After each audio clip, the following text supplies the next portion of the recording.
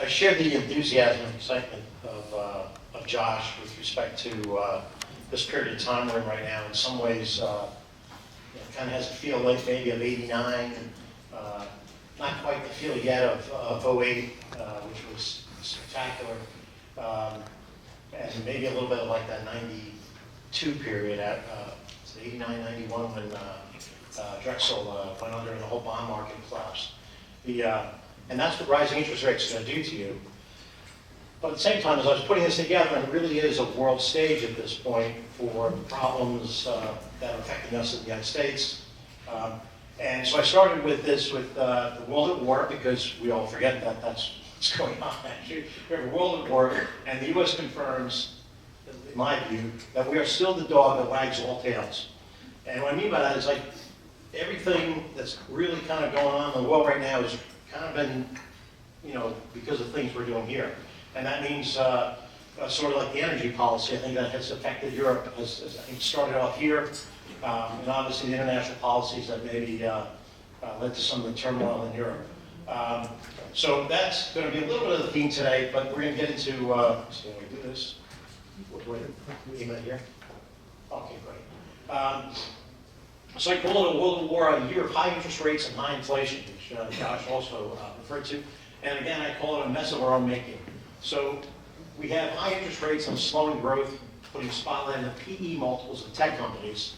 And we have a slide about that later. We'll talk about the crash, a number of very prominent tech companies. I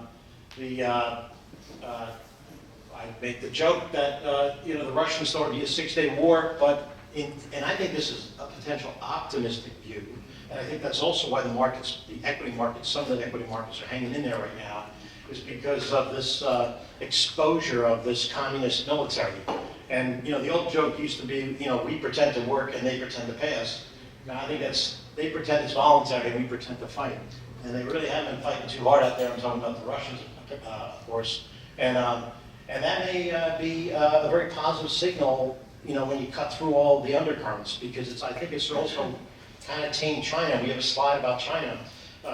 Sort of tame China a little bit. Obviously, inflation has exploded into the nation's, consciousness, which levels that we haven't seen since the late 1970s. For example, the 30-year housing mortgage rate rose from 2.75 just in January, and it hit 7.25 in September. It's now broken through 7 on the way down. It's like 690, 680. We have a subsidiary where we renovate houses, and we were able to get off some high sales in the February-March period, but by June the market basically shut down. Now, obviously, in areas where there's still a lot of demand, you could do it, but the buyers are really getting stressed paying these higher mortgage rates, which are really double. I mean, maybe your monthly payment for the same house would be double. So and spending remains out of control, everybody knows that. So the first dilemma, the first real substantive issue I'd like to talk about is the Fed Reserve's dilemma. And this really kind of gets at what's really happening with this inflation issue, and really about the views of all of us in the room about whether we're going to have a recession or not. The Fed, through 2021 and 2022 said nary a word about the blowout spending. They're just completely silent about it. And as you know, I've been saying this for years, through different administrations, the Fed is more of a political animal than a stewardship of our interest rates. The Fed supports the Green Agenda, which has brought Europe to its knees and leading to concerns of rolling blackouts in Europe, California, and New England. And right now it's too early to see all that. We'll have a better view of that by March. The Fed has finally agreed to stop printing money that it holds, creating some future debt obligations with no current owners. That's like quantitative easing, and slowing the quantitative easing will tighten liquidity across the country. And I'm sure a lot of the companies, some of which we'll talk about, are actually feeling the effects of that. So there's that issue, just keep that in mind. The U.S. debt currently is $31.3 trillion, with unfunded Social Security and Medicare obligations of at least $60 trillion. Some people say it's $90 trillion. I don't want to get into that fight. It's just a lot of money. And so the question is, can the TRED DC government afford 7% interest rates for debt refinancings? And interesting, I got a call from an investor investor friend of mine in Pakistan, of all places, and he says, look, Steve, what do you think of these 2024 bonds with, I don't know, like the 8% interest rate in the Pakistani sovereign bonds that are trading at 20.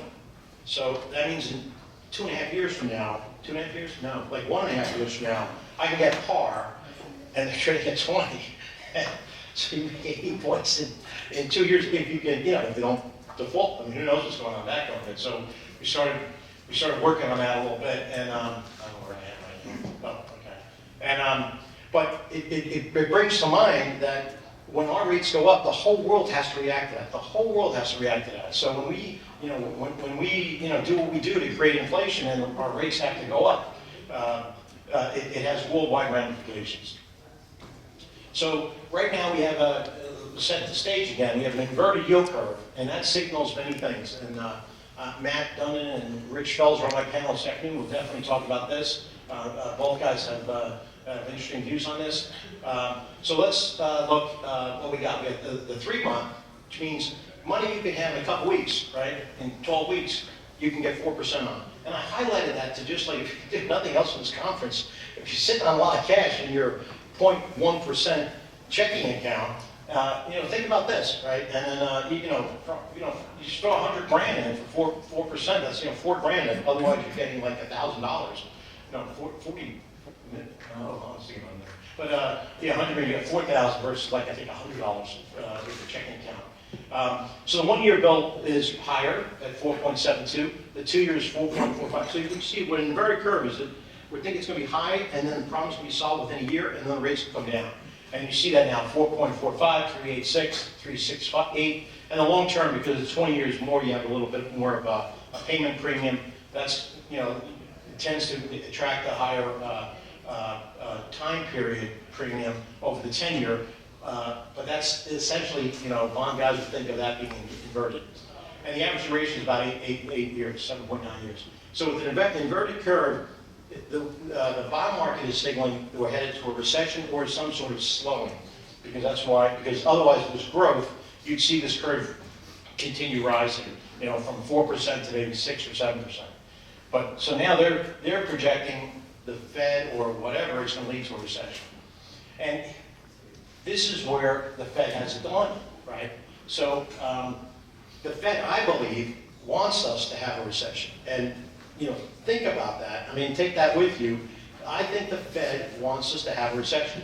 Now, again, they're a political animal, and the White House does not want us to have a recession, nor does any White House ever, right? So, but here's the problem, okay? So right now, the actual 2019 numbers, because sometimes you got to go back to figure it all out. U.S. debt was about 25 trillion. I have 25,000 billion. So it's 25 trillion.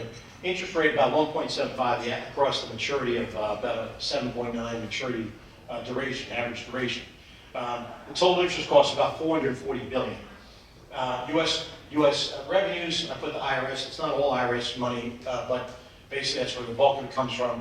We're about 3.5 billion.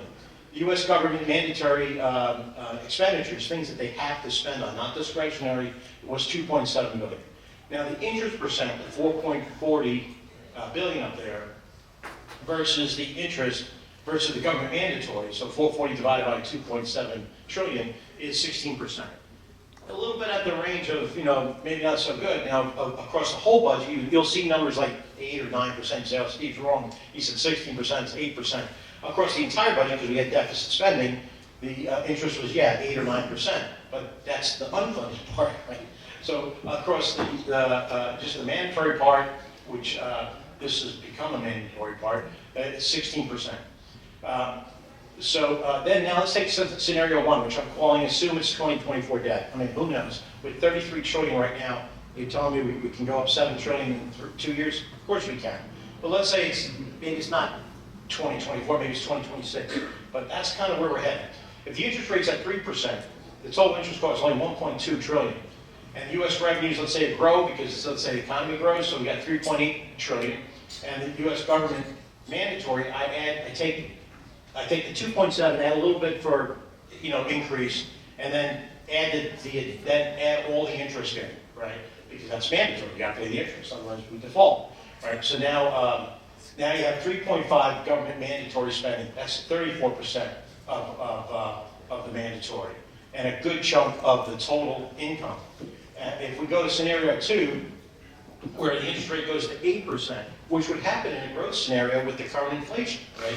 Because again, when you have inflation of, pick a number, in this case I'll use 6% because we're using 8% there. If inflation's 6%, historically investors want a 2% premium above the rate of inflation, right? So 6 plus 2 is the 8, right? So if we have 6% inflation, right now we're at 7, right? You're going to need an interest rate of 8% to solve this problem.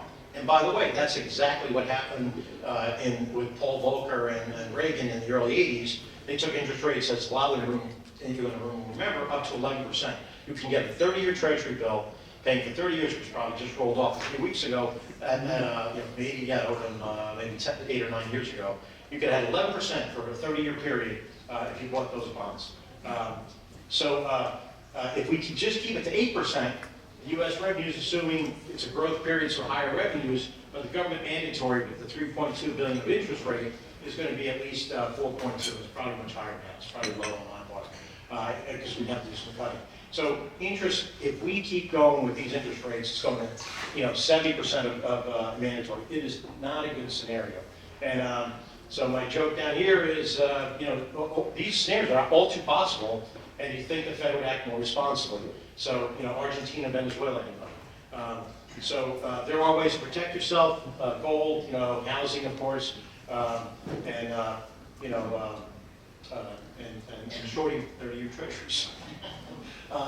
So the macro environment, this is GDP, right? So I say the Russian invasion and rising oil prices have impacted all major economies.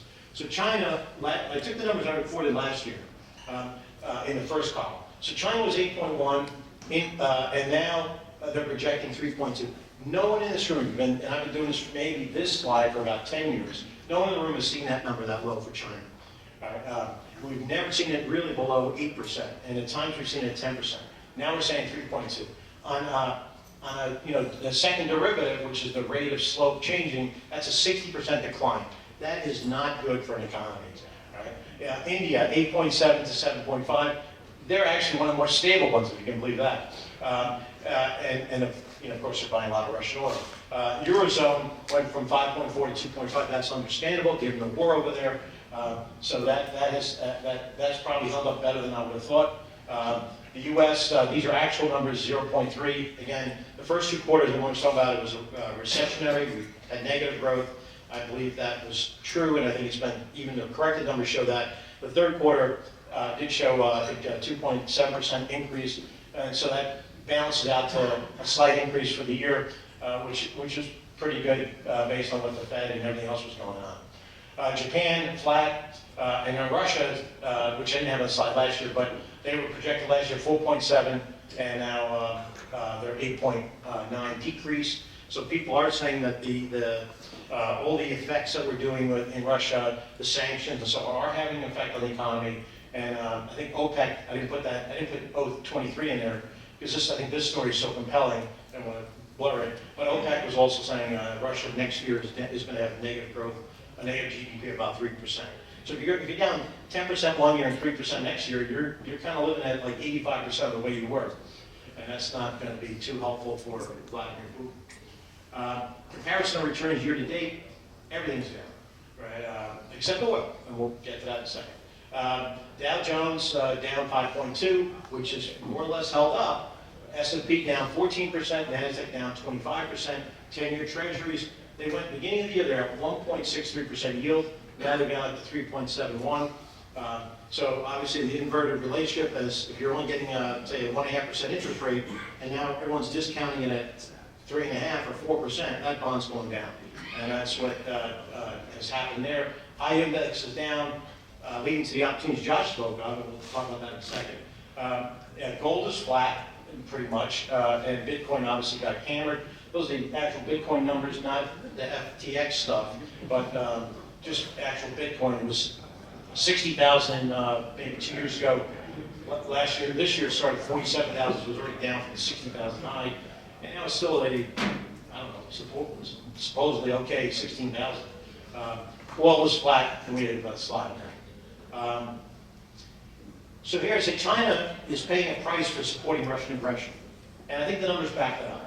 The Dow is held up well despite the Russian war. It's possible investors see a weak Russian army as a positive to world peace. That was the point I made a few minutes ago.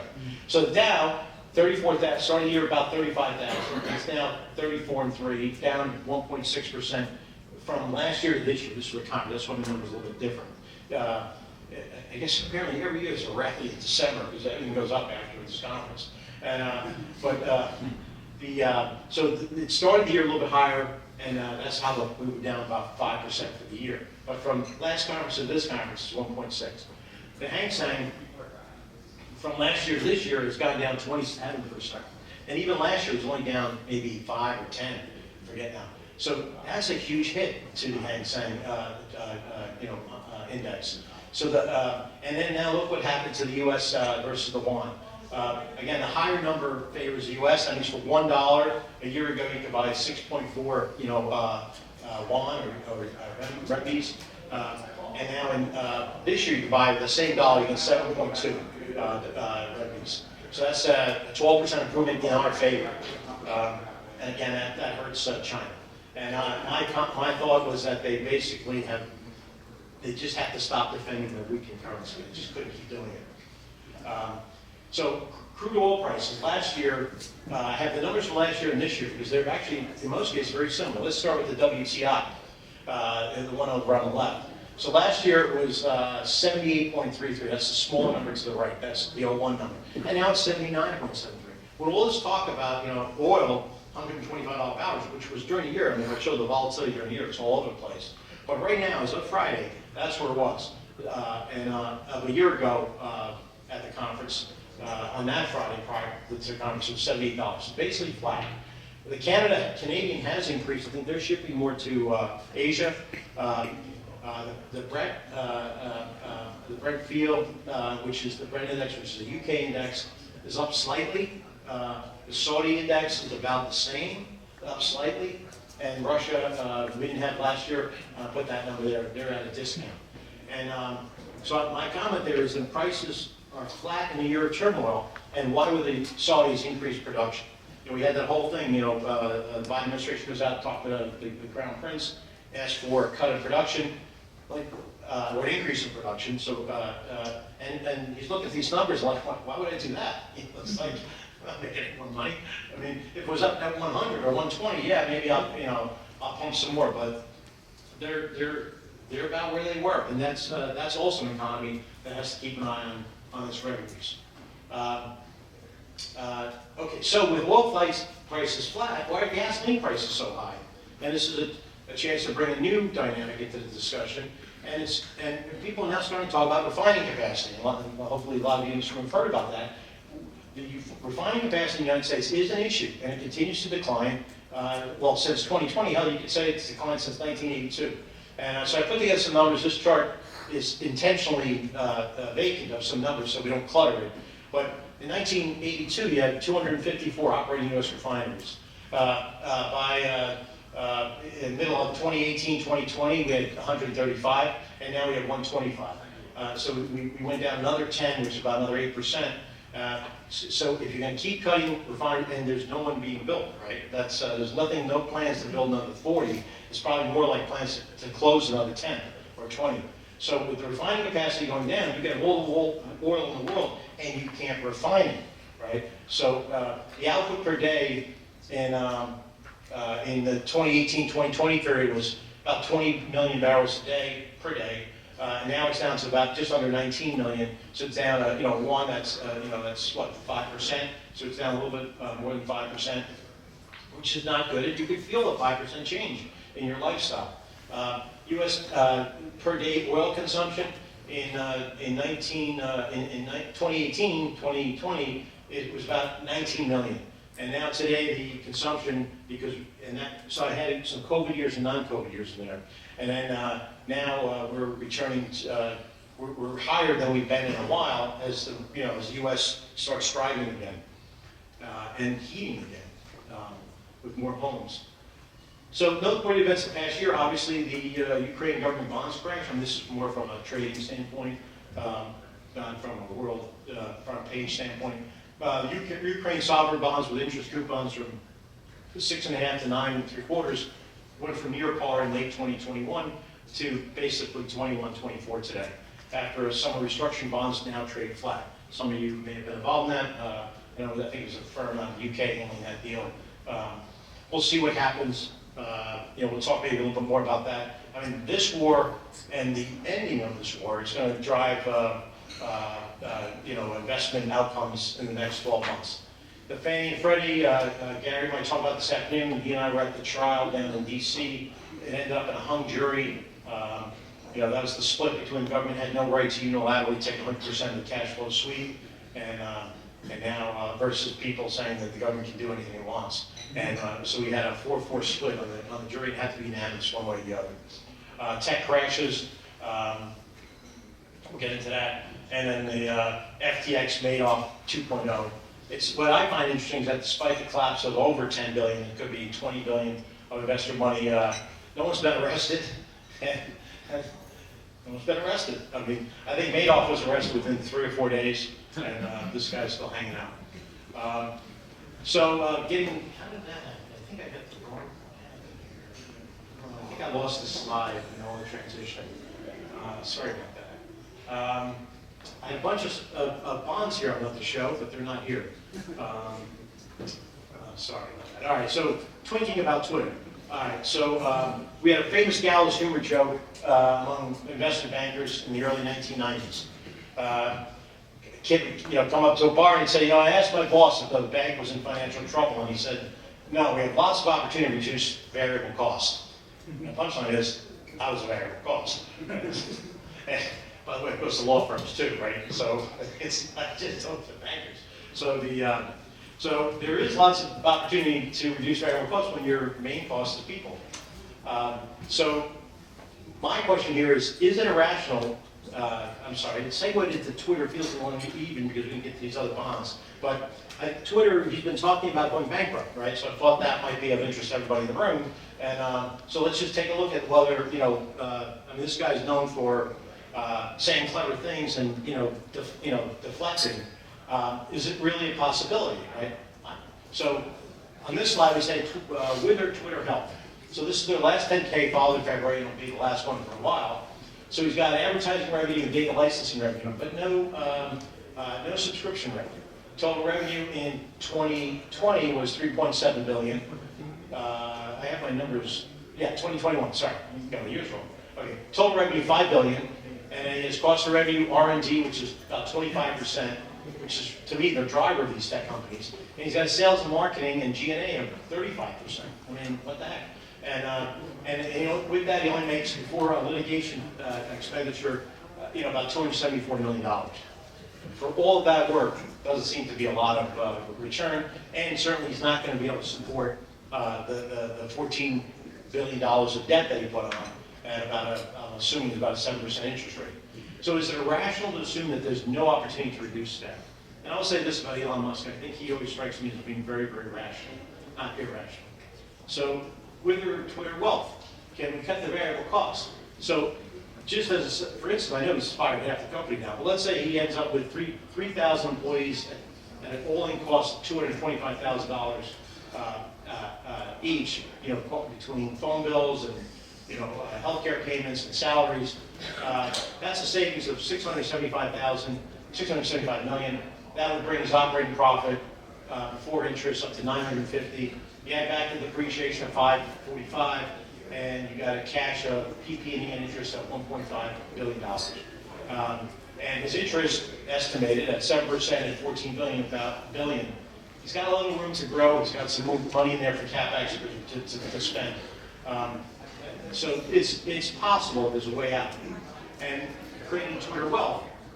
Which company is unlike the other? You have American Express, Amazon Prime, Netflix, Twitter, New York Times, and BJ's. All different industries. They all have something in common, except for one of them has something not common. And just give yourself, that's an IQ test. Think about it to yourself. And quickly we get the answer. The answer is companies with membership revenue streams. So American Express, 71 million proprietary cards at $74, $5.3 billion. A friend of mine who ended up working at American Express, was being interviewed for his job coming out of the University of Chicago VA 3 decades ago, and he's sitting there not looking to astute about the company that he was eventually going to join, because he's telling me this later on at the at some party. He's like, Steve, so I sat there and I said to the guy, I don't see growth in American Express. How are you going to support your revenue? And he's the senior exec that was talking to him and said, look, we have, at the time, maybe 50 million people paying $100 a card, and there's no cost to that, right? They do it every year. It's a constant revenue stream. I mean, those of you that have your American Express card, you're paying that $250, $500 a year, $125, whatever, and they don't spend, it doesn't cost them anything, really, except good service. And their average cost worldwide is $74 a card, 71 million proprietary cards, 5.3 billion of revenue. That's as easy as a ComC, right? Amazon Prime. This is why the stock really exploded a few years ago. Is in my opinion, Prime. This is before COVID. It exploded. We had a slide on that in 2018 or 2019. Prime subscriptions in 2014 were 2.8 billion, a mere 2.8 billion, and now they're 31 billion. And again, that's all you people are saying, like, look, I want free shipping, so I'm paying this. I forget what the price is, like $100 a year, basically. So it's like $8 a month, $9 a month, and you're paying it. But who's buying stuff in June and July, right? I mean, or February, I guess February, Valentine's Day, March, April. So you're paying your fee just so you have it for Christmas time. Twitter, no subscription fees. New York Times has 8 million digital subscribers at $97 a year. That's for them, it's a smaller company. It's almost $750 million. And BJ's Wholesale Club built its whole business on these membership, which is $60 a member, 6 million members. And again, it's a card you pay for it, but you maybe use it, maybe you don't use it, right? Because it's in your wallet. So I got to remember to go to the BJ's and buy like 40 gallons of paper towels or something. But so that's the thing. The revenue comes in whether you use the service or not. And so now could Twitter do that? I mean, a company that everybody in the world seems to be addicted to, or a big chunk of it, I think the subscription fees will be very profitable for him. And those weren't in the prior numbers. So it's an interesting thing to play out and watch since everybody's talking about it. I thought it'd be interesting to look at it for a second. I don't really have much yet to say about this FTX bankruptcy. Obviously the question is an outright fraud or is it mismanagement? And I'll just take a look back to a couple other so-called collapses that shook everybody up. So Bernie Madoff, some of the recoveries in that fraud from, I guess, 2007, approached about 80%. Lehman Brothers, the senior secured has returned about 45 to 50%. The unsecured is probably, again, has gotten very little, if anything. The Fannie Freddie we always talk about is right now about 10% of par on preferred stock to date. But again, we do still anticipate there'll be restructuring down the road. And JCPenney, which was a mess from that whole scenario that was like a slow-moving car wreck for about a decade. First liens received about 200%, and there's a liquidating trust of real estate still playing out, which a number of us are invested in. Industry bellwethers in 2022, the second year in a row, Biden administration policy is very positive for energy stocks. Who behind these things? Housing stocks are suffering. Okay, so oil has gone from $68 at the beginning. Now these are all beginning of the year numbers from the beginning of this year to Friday. So that's up 64%. So in a world of just complete collapse, this oil is up, natural gas is up, and fertilizer that's tied to natural gas. That's a U.S. Mostly a USA fertilizer company, Mosaic. They have worldwide things, but nothing in Europe, I don't believe. And it's Europe that has had the natural gas shut off, right? So, but in the U.S., it's been favorable to the U.S. companies. We're in a company called UAN, and they can sell all the fertilizer they can produce. The radio broadcast business, which I would say is a consumer product, down 34%. Obviously, lumber, which is tied to housing, is down 25%. Those prices are coming down, and I remember we used to buy, plywood for, it used to be $8 a sheet, then it went to $35 a sheet, now it's back to about 15.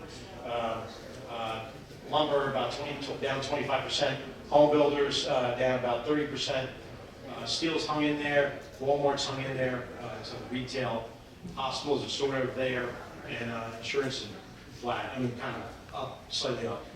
So you got these maybe consumer durables or basic industries sort of having done okay. There's no tech on this slide, because this is industry power. I think we get to tech on the next slide. Yeah, the tech tightens stock. High interest rates clobber high PE multiples, but is it also slowing demand? And keep in mind, right? If you're these tech companies have been trading at sort of like with the expectation of 1% to 2% interest returns each year. So if you give them, so if you take a 1%, divide that 2%, let's say, divide it into 1, give a 1 divided by 0.02, your multiple turns out to be about 50. Right? Well, exactly. So keep that in mind. Now, if you take that same number, you take 1 divided by 0.04, you're going to get 25, and so on and so on. 1 divided by 0.10, 0.1 is going to get you a 10 multiple. So these tech stocks are the ones that are most exposed to high multiple, high trading PE multiples, which is the inverse, the price divided by the earnings, right? So with these high multiple stocks, Google, Facebook, they've gotten clogged. Now, Facebook has some other issues. I think with Facebook, it might be slowing demand. You have a generational shift now from, my daughter's now 16, and we talk about Facebook. I'd like to keep her off Facebook, right, frankly, just because it's too intrusive. She goes, oh, Dad, no one uses Facebook, right? So that whole generation coming up is like 9 years of now. She's on TikTok. She's on some of these other things, Instagram, I guess, and but she's not on Facebook. And I wonder if that's sort of like this next generation is, they don't adopt it, and this becomes a two-generation pony. And those companies don't fare so well over the long term. Amazon is down. Not sure why. Maybe the growth of the subscription revenues and some other issues. Maybe probably price increases, probably their shipping revenues. We haven't really dug into that, but they're down nonetheless. I do want to say one other thing. You see these numbers in the left column, which is what I showed last year. So Google was at 2,900, and now we're talking about a stock of 100. They did a 1-for-20 split, as did Amazon. So the two of them had splits. That's why. So I felt, for those of you who remember the old numbers, I wanted to put that up there. Amazon was trading at 3,000, 3,600, but now it's less than 100. It's just multiplied out by 20. So if you take 100 times 20, it's 2,000. So it's even gone from 1,800. So it's gone from 3,500 down to 1,800. That's basically in the last year, which is a nice bit of a collapse. And then Apple's gone down, but not as much. At least they have a product to sell. So I think that's most of the presentation. I did have this one slide, which I don't know how we missed it, how we didn't get in there. Simply some tech issues. But so what to watch for 2023. So for 2016, 2019, media talked about Russia. Well, 2023 will be about Russia. It really will be about Russia. And if they end their shocking attacks on Ukraine, I think that's going to be very much positive for the overall economy. It might bring down interest rates a little bit. I don't know that it'll affect inflation other than it'll maybe get some things moving. It may actually lead to higher interest rates if you believe that, as I do, growth leads to higher demand for capital.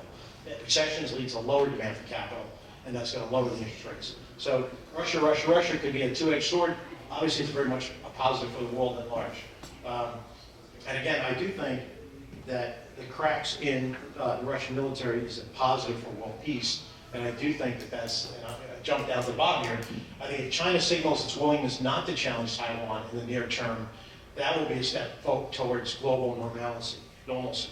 And I have a family and friends and business contacts in Hong Kong, and they do say that Xi was under some pressure. Now he's cleaned house there. Somebody saw that video of the guy who dared oppose him. being summarily dismissed in front of like 1,000 people at a conference. But Xi has to be careful because the population doesn't seem to be with him everywhere in China, and there is a slowing economy, which I highlighted earlier. Slowing economies tend to kind of change people's opinions about things.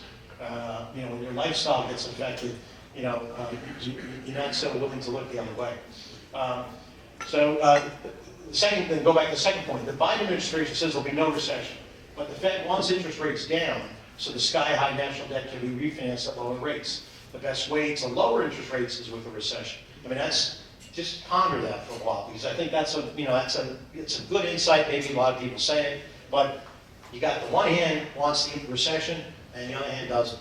And I do believe that the government, the Fed's a political animal, and they will be open to any administration's influence because they want to keep their jobs, but they may not have a choice this time. So, we'll talk about at the afternoon panel about a recession, or not a recession, but I would tell you that the Fed wants that to happen.